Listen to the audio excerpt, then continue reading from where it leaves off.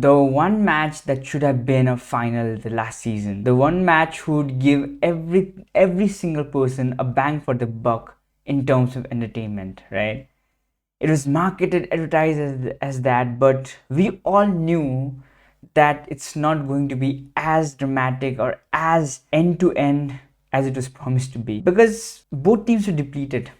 PSG more depleted. They didn't have Desiree Doué. They didn't have Kvaratskhelia. They didn't have Ousmane Dembele. They didn't have João Neves. They didn't have Marquinhos. So it was a very depleted PSG team. And on the other hand, we have Barcelona, who didn't have Joan Garcia and Rafinha. So it is a kind of depleted squad from both teams. But on the contrary, you expect some fireworks in this match. Both teams with similar kind of philosophy, going end to end with each other, going bang for bang with each other, right? You expect that kind of thing. But it was just the opposite of that. I'll just let you know how the game went, okay? First 25-30 minutes, it was all Barcelona. It was all Barcelona. They were dominating, they were keeping the ball. Lamine Yamal looked very good in the first half. And then Pedri and Frenkie de Jong, they were paying some short passes, very compact to each other, right? And they were like building up, and Rashford was phenomenal. And as did that assist to, Ferran Torres, it was really great. And then after that, there was some kind of fatigue that Barca were in. It can be due to lots of games coming up, but they were like tired. They had a high line, but the pressing was not was not like intense as it should be. The second half was not good at all from Barcelona. It was not good. They conceded the goal before the first half, and that was a Nuno Mendes, man. Oh my god, what a player, what a player. I had this thing, in my mind in the 2022 World Cup. Nuno Mendes was playing as the left back for Portugal, and when he was injured, I was like, oh my god, an important player got injured. And at that time, Nuno Mendes, like, I had seen that thing in him, okay? I had seen what kind of a player he can be earlier in 2022 in the World Cup. I had seen that player, okay? But every time he was injured, you couldn't see Nuno Mendes playing regularly. And now that he's playing regularly, week in, week out for PSG, now that's when you can see what kind of a player Nuno Mendes actually is. Oh my god, man. So good attacking, so good defensively. And it is funny when, Luis Enrique brought on Lucas Hernandez, and Nuno Mendes was in a yellow card, and he had been given the freedom to go up front and attack. That was really cool, man. And Lucho, he coached a good game. It was a very PSG played well especially in the second half. They had all their gears on. Vitinha started running the midfield. It was really great from PSG, and even the forwards, Mayulu, great goal, well taken goal, all right. And you had Barcola, who had that chance, man. PSG actually had chances in this game. They could have scored more against Barcelona, and it was always like in the second half that a goal from PSG is coming. It's coming, but we don't know when it's coming, but it is coming. So it was always like that. And then the work rate of Mbappe, Barcola, Mayulu while pressing, man. Great to see these players, man. Oh my god. And as good as Nuno Mendes is in left back, the same way Achraf Hakimi in right back position. Oh my god, man. What a player, man. So fast, so quick, good defensively as well. When we sold Hakimi to Inter in 2020, I guess it was that kind of a time. And then at that time we needed money, so we sold Hakimi.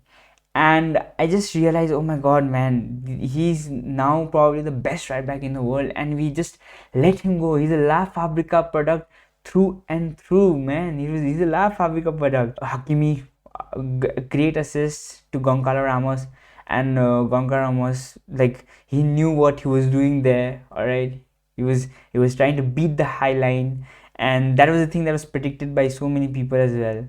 that Gonçalo Ramos can do something like that after coming on after coming off the bench. So that happened.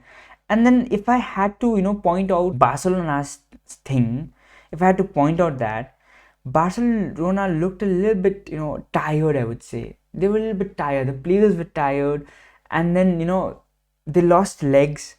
The midfield was non-existent. Dani Olmo, a pathetic performance from Dani Olmo. He was lost the entire game. I guess the Barcelona missed Fermin Lopez yesterday a lot. Yes, a lot. And there was a chance of Dani Olmo as well. No man, Dani Olmo was non-existent, and in the second half they were being completely run over. What I would like to say is, yeah, we all like making memes. Okay, I also enjoy watching the memes and stuff. I also enjoy doing that, don't get me wrong. But what we do always make the mistake is take the game by its face value and just start building narratives. For example, uh, people are now building this narrative that Lamine Yamal got pocketed by Nuno Mendes. Yeah, Lamine Yamal didn't have his best games. Even Pau Kubasi didn't have his best games, right? But that's what happens sometimes. That's what happens. These great players, they just sometimes it happens. But the hatred narrative, yeah, Yamal speaks a lot in stories and well, and when you speak and when it doesn't go your way, then you have to be open to criticism. That's the fact.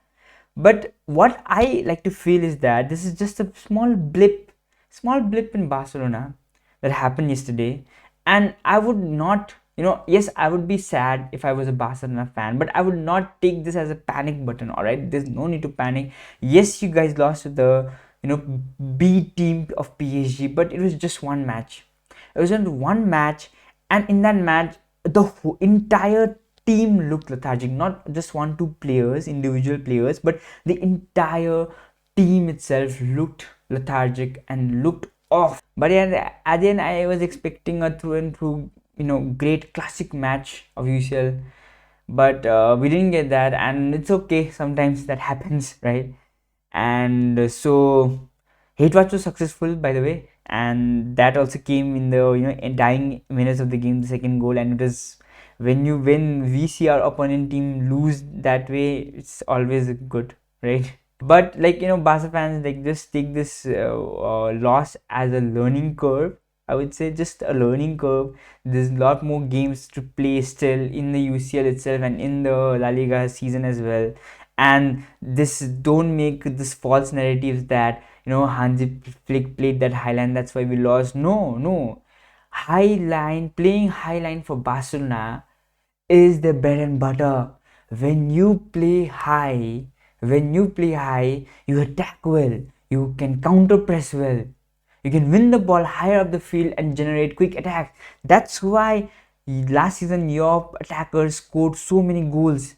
They were creating so many chances. You guys were scoring 4-5 goals every single game. It's because of that high line. And yes, I know Hansi Flick could have managed the game better if he could have settled for a draw there, but he didn't. But that's the curse and boon of playing a high line at the same time. If the players had been actively counter pressing like they do usually in 90 minutes, all right, and they did that last season as well, like, the game could have been a little bit different. So yes, I would put some blame on the manager, but lots and lots of blame on the players themselves. And this is just a minor blip. I know they are going to score, like, I don't know how many goals against Sevilla in the weekend. It's an away match, so that's the thing.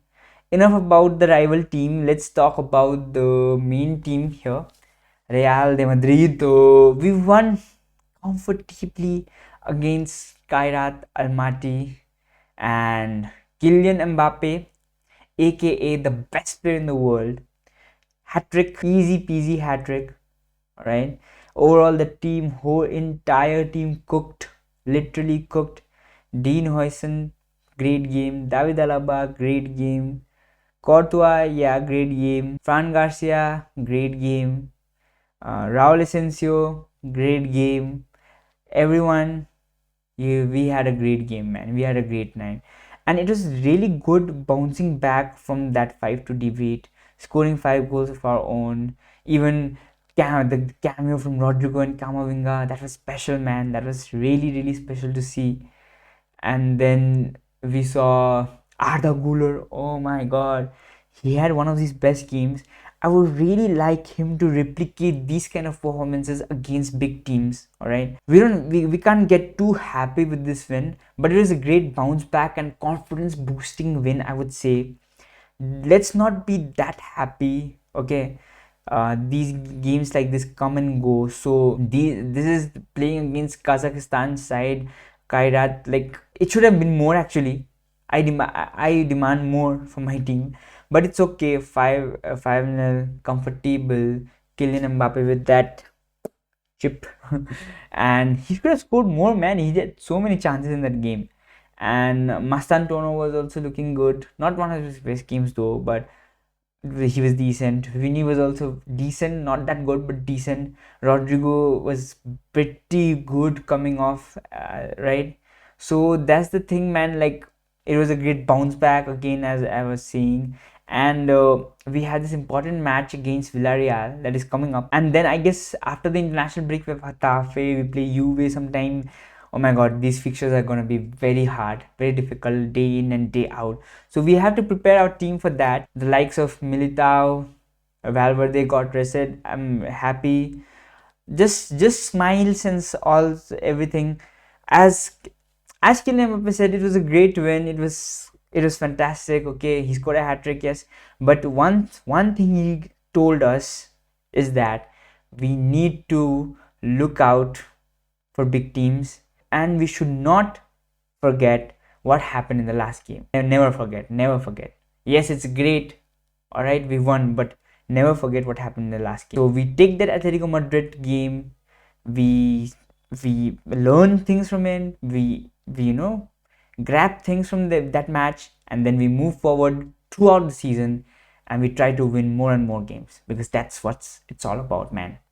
And win trophies eventually. That's the verdict. Yeah, I would just review these two games, because these two are the games I watched 90 minutes of, and I didn't see other matches. But in short, Liverpool lost. That was funny. Liverpool lost, and Chelsea won the game. Bayern thrashed Pafos, thrashing. Nicolas Jackson scored. Harry Kane, oh my god, what a player. We'll talk about Harry Kane more in the end, okay, afterwards. And then we had which match? And then Arsenal won easily. City drew with AS Monaco.